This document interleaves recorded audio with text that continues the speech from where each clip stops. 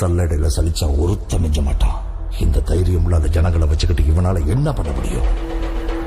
ஆமா சார், நீங்க சொன்ன மாதிரி எங்களுக்கு தைரியம் இருந்ததில்ல, நம்பிக்கை இருந்ததில்ல, சக்தியே இருந்ததில்ல. சாவு எங்க மேல குறியாட்டம் போட்டுச்சு. அப்ப குறுக்க நின்றுட்டு இருந்த ஒருத்தன் அந்த மாரியாத்தா முன்னாடி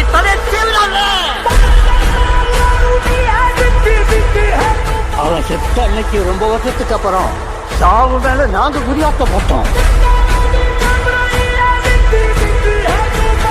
அவன் கட்சி வீசின வேகத்துல ஒரு புயலே உருவாகிட்டு சார்.